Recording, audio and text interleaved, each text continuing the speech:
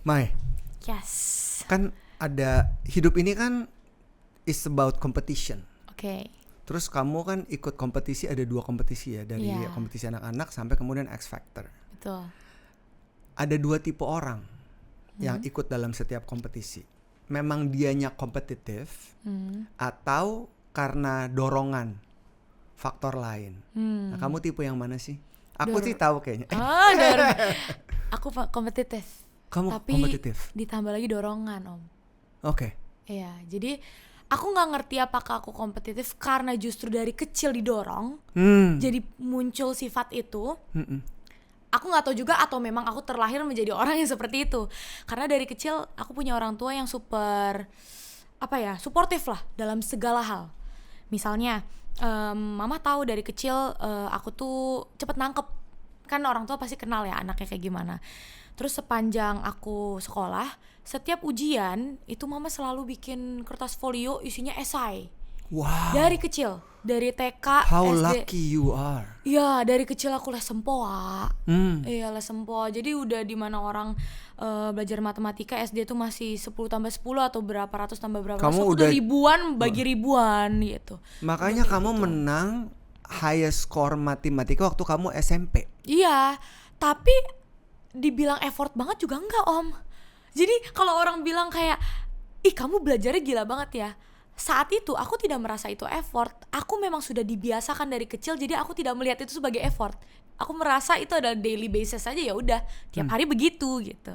Jadi karena terbiasa menjadi orang yang seperti itu, perfeksionis, karena terbiasa menjadi yang terbaik, otomatis aku menjalankan hidup selalu begitu jadinya sampai sekarang. Mungkin dulu lebih berapi-api ya, lebih sekarang ambisius. juga. Oh, you can see it ya. You can see it. Lanjut.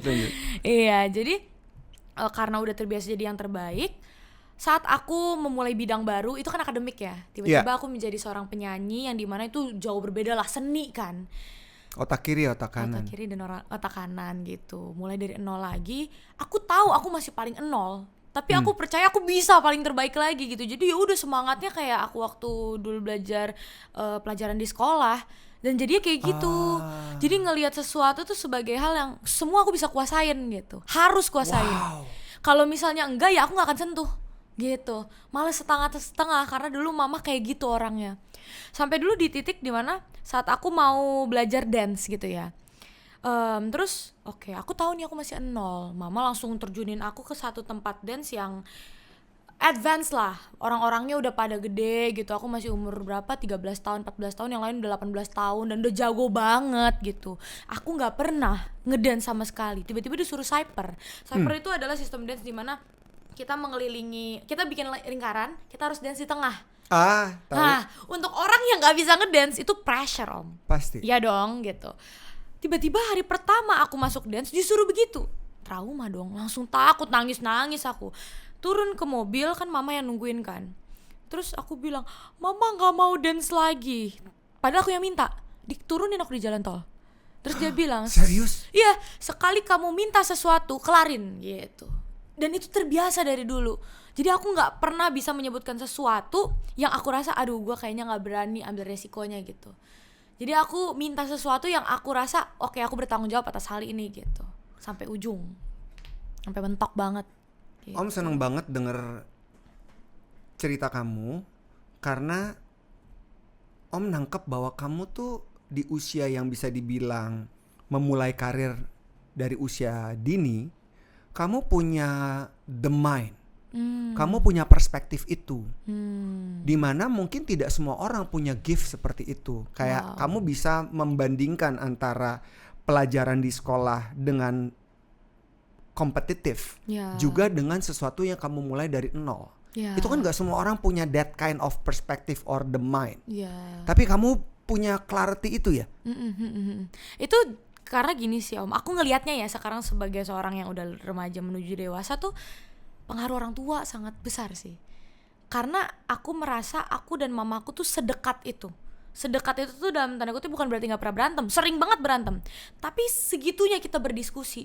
Dari kecil semua keputusan di hidupku aku diskusin sama mama gitu, dan mama tuh nggak ada aduh ini anak masih kecil nanti dulu deh ngasih perspektif ini, enggak, semuanya dikeluarin gitu dari kecil. Jadi saat orang belum mencapai fase itu, titik itu, ke apa ya, pemahaman itu, aku udah sampai di situ gitu.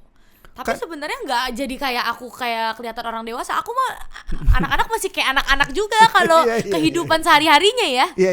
Itunya Sabar Bu, doang. sabar Oh, Bu, iya. sabar. Kan yang Om tahu bahwa manusia itu memiliki 3 kategori umur. Oh, Ada chronological age, wow. Itu yaitu kapan? umur ketika kamu lahir dan tertera di KTP kamu. Yaitu 17. chronological ya, 17 tahun. Ada yang namanya mental age. Ya, secara mental seseorang itu bisa berbeda dengan apa yang dia punya dari chronological age ya. Misalnya umur 17 tahun, kamu 17 tahun di tahun 2025 ini. Gitu ya. Tapi secara mental kamu tuh lebih daripada umur chronological kamu. Oke. Ya. Satu lagi adalah biological age. Oke. Jadi umur biologis, misalnya contoh, anak yang lebih tinggi dari sebayanya dianggap lebih tua daripada umur chronologicalnya. Iya, oke. Misalnya kamu lebih tinggi atau seseorang lebih pendek dari teman-teman sebayanya, dianggap dia lebih kecil daripada umur sesungguhnya dia. Nah, yang Om lihat dari kamu, secara chronological age, ya kamu memang 17 years old this year. Tapi mental itu lebih matang daripada umur kamu. Iya. Ya itu karena mungkin faktor keluarga ya, terutama mama yang memberikan pengaruh sangat besar. Iya, banget. Dan kamu tidak merasa, menurut Om ya, kamu tidak merasa punya halangan atau barrier dalam mencapai apapun yang kamu inginkan karena berada di dalam lingkungan yang benar-benar selalu merangsang kamu, nurturing kamu, menantang kamu gitu sehingga kamu sampai sekarang. Iya, benar. Benar, itu nggak ada yang batasin aku dari kecil. Iya. Karena lagi-lagi yang aku ceritain tadi Om, aku tuh dulu sekolah di satu sekolah yang isinya itu, jadi kalau denger tuh satu nama sekolah udah Iya. langsung pasti anak olimpiade nih. Nabur. Iya. Dari TK kan. Jadi saat orang-orang merasa pulang sekolah belajar, les itu adalah nggak normal, bagi kita itu udah kegiatan sehari-hari yang normal sekali. Kanan kiri semua ambisius Om. Iya, pasti. Ya kan? Iya. Saat aku Orang tuanya ambisius, anaknya ambisius, anaknya pinter. Iya. Sabar Bu, sabar. Gila, itu dari kecil tuh kayak gitu kanan kirinya.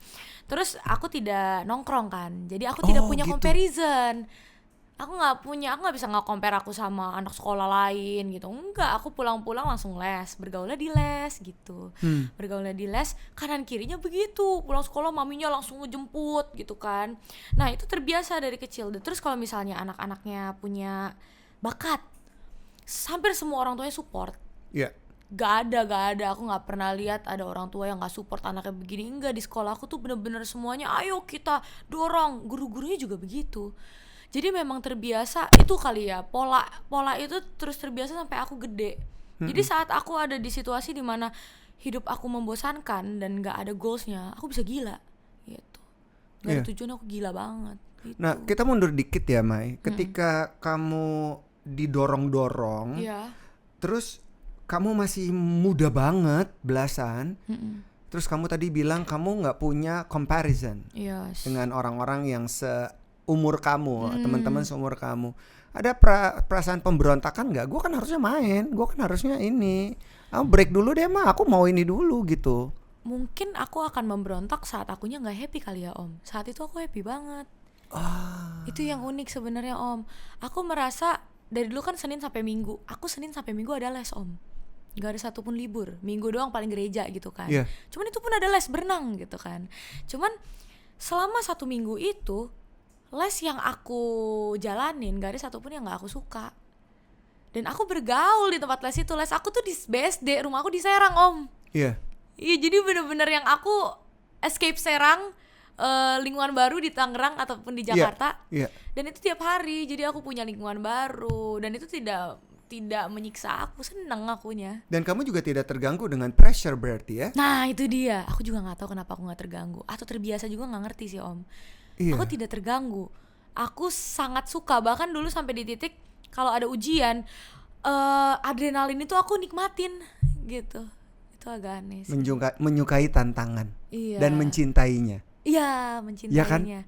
Aku seneng development proses. Jadi kalau Beautiful. iya, aku kalau misalnya bikin lagu, bukan rilisnya aku seneng banget rilisnya pasti. Tapi pas development proses itu paling happy aku. Aku lagi pengen nulis lagu gitu ya. Pas nulisnya happy banget. Ujian pas belajarnya aku happy banget justru. Bukan pas jawab soal. So you love the process rather than the result. Iya, aku nggak tahu kenapa itu. Itu indah bagi aku.